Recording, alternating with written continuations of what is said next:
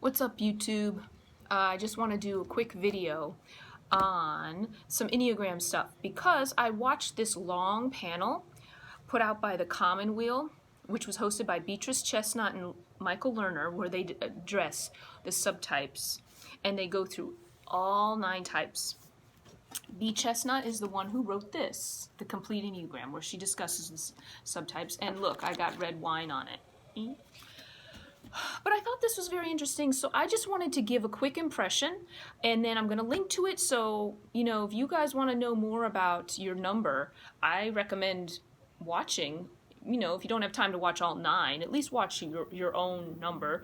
And it goes into a lot of details. Like, each one is about an hour and a half to 2 hours. And I watched this over a couple weeks, so just in some downtime. So I'm just going to go through the numbers really fast. I'm not really editing this, so wing it with me, and I'm gonna do it according to how I watched it, the order I watched it. Okay, because I have a weird mind and I remember all this stupid shit. Okay, so I started with the type 4 because that is my type, and I won't say that necessarily I had any great insights from that because I already know the type 4 very well. They had a self-pres 4, a social 4, a sexual 4. You could see the anger more in the sexual 4. The social was the one I identified with. She spoke about having this kind of frailty about her, which she, and I thought to myself, yeah, I knew what she's talking about. It's sort of like the opposite of an 8, who the 8s in the videos were talking about how they feel larger than they are, whereas like the social 4 can feel smaller than they are. And that I watched that one the first. That was the longest. Like I can't. That's the one probably I remember the least because I watched it first. But I focused more on really trying to learn the other types. So 4 was good to watch.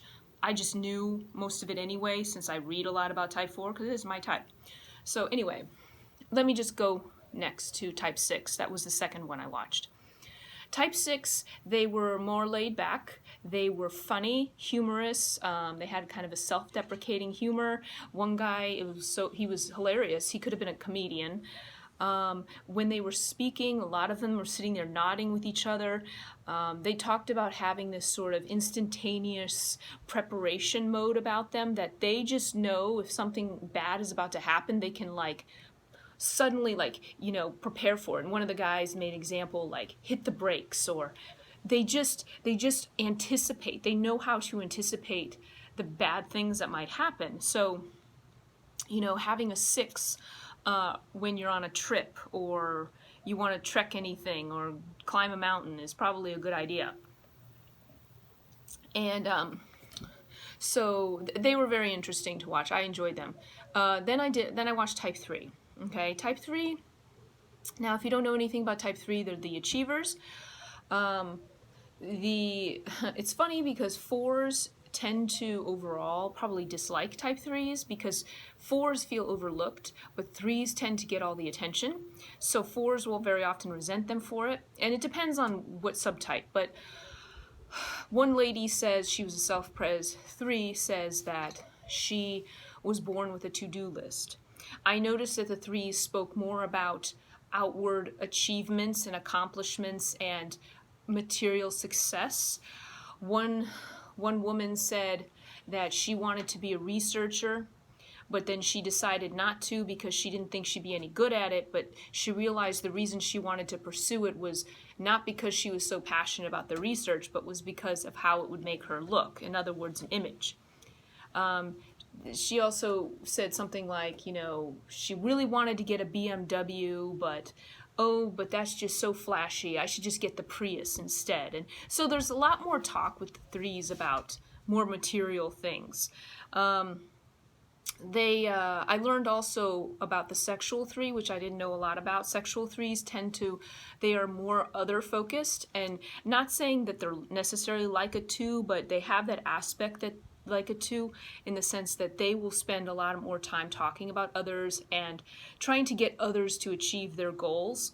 And I actually met recently a type 3 who turned out to be a sexual 3, and I was like, I just hit it off with him. We just got on really well, and he didn't annoy me like a lot of threes do. He wasn't like ostentatious in his achievements. He was more like, no, you can do it, you can do it. You know, he was sharing with me. You know, he wasn't like, I'm better, which is how fours sometimes interpret the threes as being.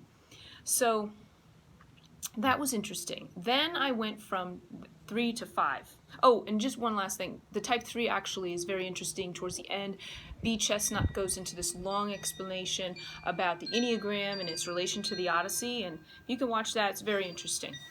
She says it far better than I can say it right now, so I'll just let you watch that. I went to type 5, and the 5s were... there was a self-pres 5, and they were very very different than the 3s. They were very more laid back in their dress, but they were very focused forward.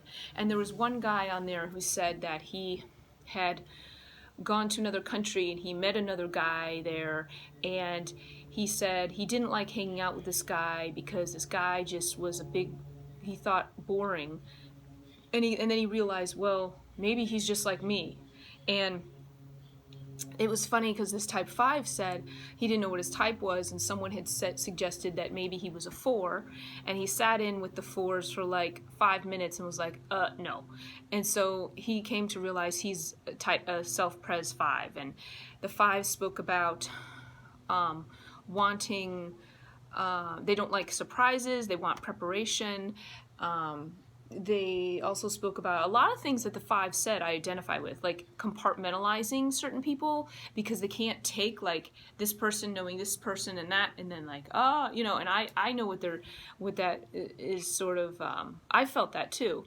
And then also in relation to social engagements, the fact that many times many 5s feel like they don't serve a purpose. If we just go out to a bar or a cocktail party, well, what am I supposed to do? I'm just supposed to stand around and do what? You know, and to a 5, they're just like, okay, this is boring, I'd rather be at home. And one of the 5 said, you know, I don't see how anyone could think I'm boring because I have so much to think about. There's just so much inside my head.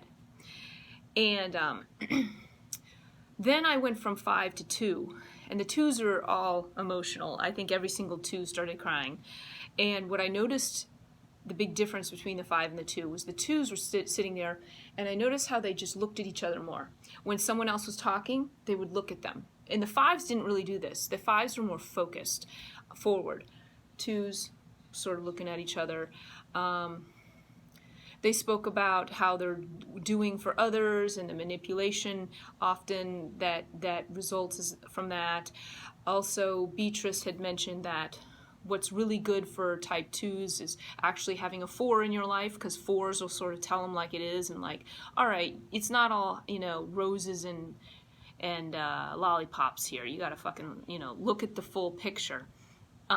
Whereas, you know, 2s tend to like to turn away from that. They don't want to see like the bad and the negative so much. They want everything to sort of be likable, and, you know, and 4s are like, come on, you're being fake as fuck, you know? So then I went to type 1, and the type 1s are the reformers, the perfectionists.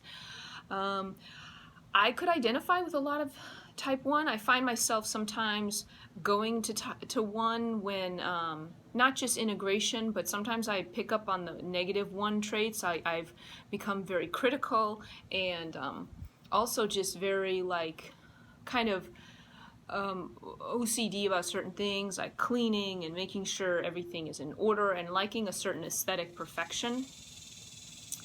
So they just had this overall, I would say, like, I was actually really surprised. I identified a lot with type 1, but see, the reason I know I'm not a 1 is because the 1s all have this sort of emotional restraint. There's an emotional confinement to them, and the same could be kind of said about the 5s, and yet I don't have that. Like, if something hits me emotionally, it hits me pretty hard, and it's not, you know, I'm gonna have the waterworks. So then I watched type 7, and I will say that of all the types, I related to 7 the least. I don't think I even know any 7s in my life. If I do, it's some family members that I don't really see. Overall, the 7s had this very kind of light, airy feeling about them, and they were just, they spoke a lot to sort of like a go with the flow in some way, but then they spoke about how they did talk about their negative traits and when they become overly critical, and that they spoke about the going to 1, and then in moments of health when they can integrate to 5 and be alone and they can focus. Both 2s and 7s actually benefit from being alone, because they're very outwardly focused. And but as I said, I didn't relate too much to the 7s. One guy was like saying, he's always just sort of winged it, and it's just a very carefree kind of attitude in some ways. But then I went to type 9, and then 9s made a joke. They were saying, okay, because they're like, we're going to put everyone to sleep. And they were pretty, I don't want to say dull, but they were nice people, but they were fairly calm, as you would imagine in a 9. And but they made jokes about it. They're like,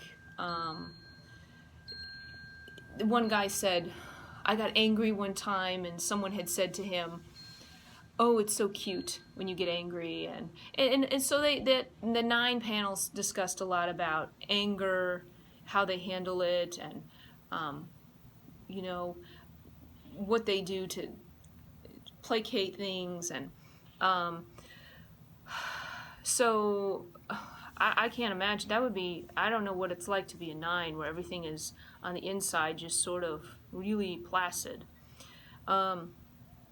Then the last one I watched was actually type 8, and I really like the type 8s. I think they get a bad rep because people seem to think 8s are these overbearing bullies, but they called them teddy bears in combat boots. So one of the 8s actually said that she had imagined herself even as a child being physically larger than she was. And there was a sexual 8 who I was surprised that the sexual 8 I identified a lot with, more than I thought, and I'm definitely not an 8, but the sexual 8 had said that she identified a lot with type 4, because sexual 8s can actually feel like the victim all the time. They're like, why me? I have to undertake this, and then no one understands me. So there's some overlap with type 4 and the sexual 8. She also is very emotional, and she spoke too about the sort of the I think it's gluttony. Is it gluttony or of the type 8? This 9 is sloth, but 8 is, I think, a gluttony, or is that 7? Okay, I'm forgetting. But basically, the 8 wanted, she was like, if I'm your best friend, then I really want to be all your best friend. Like, I want to, I'm your best friend, and if you go out and get another friend, I don't like that. Why are you doing that? And I have found that in my life, when I meet someone and I really feel a connection with them, I really want to consider this person a very close friend. Like, what's wrong? You're like, we're best buds here, and almost like, if that other person isn't really willing to engage in that, it can become kind of overbearing. So I know with me as a 4, I can be very standoffish and aloof in some ways, and I don't really necessarily allow myself to get too close. But then when I really feel like I meet someone who shares a deep connection with me, I'm like, okay, you're in now. And so then if it doesn't work out, I'm just completely broken up about it. And it's almost like I found myself in those situations, like going to 2 and trying to do too much. But if you can give this a watch, I think you would benefit from it, and just giving you interesting ideas about the subtypes. And as I said, like, I really enjoyed the type 8s, and I think they get a bad rep because people think that they're these bullies and that they're just, you know, pushing you over. And they were healthy 8s. And if you can get an 8 on your side, they can be some of the best friends you'll have, especially for 4s. You get an 8 and a 4 together and they both have same principles and the same goals in mind. I mean, you can have a really great relationship. The 8 is going to have your back, and they stand up for, you know, the underdog.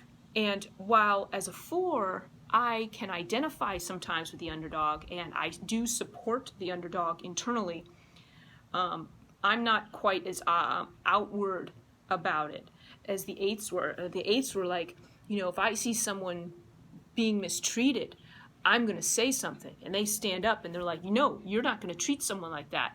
And so I just had a lot of admiration for that. You know, sometimes the 9s can turn the cheek. They don't want it, you know, I don't want to see that. I don't want to see that. I don't want to deal with that. I've seen so many times where you try to tell a 9 something's wrong and they're just like, oh, and they downplay it. It can be very frustrating. But that's, I mean, anything else? As I said, 7s, I probably got the least, at least in terms of my connections to them, but anyone, you know, guys, any comments or insights, let me know. This is just a real fast rundown, but I hope you get a chance to check it out. So that's all I got for right now. I will be in touch with some future videos. I want to do some more videos on my writing and other topics, but just wanted to get this out there. So hope you have a good rest of your day. Thank you for listening. Bye-bye.